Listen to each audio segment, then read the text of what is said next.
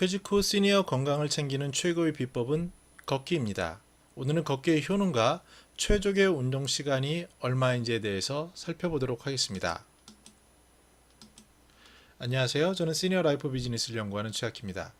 나이가 들면 가장 무서운 것은요, 더 이상 걷지 못하는 것입니다.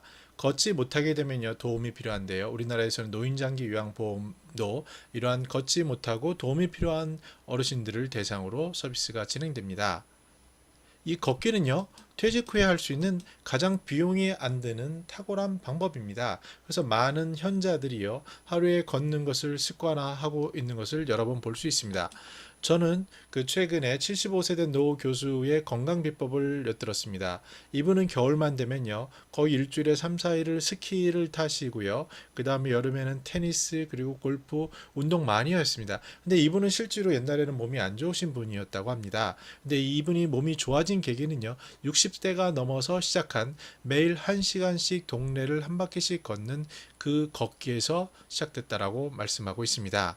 실제로 걷기는요, 뇌졸중이라든지 심장 그리고 체중의 문제, 당뇨 이러한 노인 질환의 모든 문제가 될 수 있는 당뇨나 체중을 줄여주고요.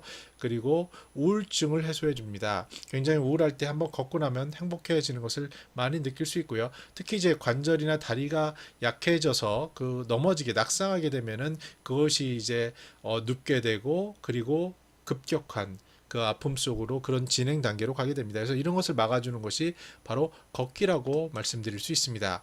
걸을 때는요, 코로 깊이 들이마시고 입으로 내뱉는 것도 중요하고요. 시선도 약 10에서 15m 앞을 보고요.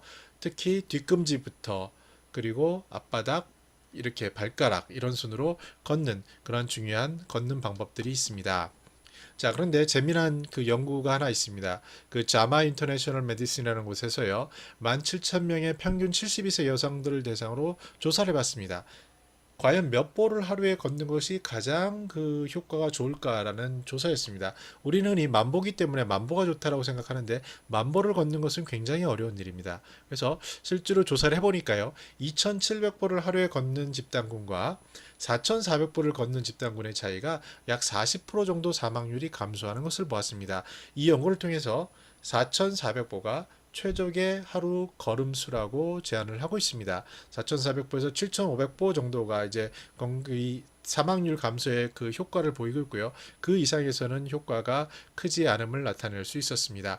그래서 이 연구에서는 이렇게 얘기합니다. 만보라는 무리한 목표보다는 4,400보라는 하루에 할 수 있는 걷기를 권장하고 있습니다.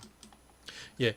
그러면 걷는 거 어떻게 해야 될까요? 이왕이면 혼자 걷는 것도 좋지만요, 정해진 시간에 산책을 하는 거 굉장히 좋죠. 그러나 이제 가족, 커뮤니티와 하는 것들을 제가 추천해 드립니다. 저도 지난주에 지혜로운 학교와 레츠라는 곳에서 함께 약 20분의 시니어들이 모여서 걷기를 했습니다. 저도 이제 직장 생활했던 남산 근처였는데요. 그곳을 저도 모르는 아주 경이로운 길로 연결을 해서 흥미로운 그런 컨셉으로 걸을 수 있었습니다. 가만히 검색해 보시면요, 이런 사회단체에서 좋은 걷기 프로그램이 있습니다. 그래서 걷기 프로그램을 통해서 이웃을 만나고 소통하는 방법도 제안해 드립니다.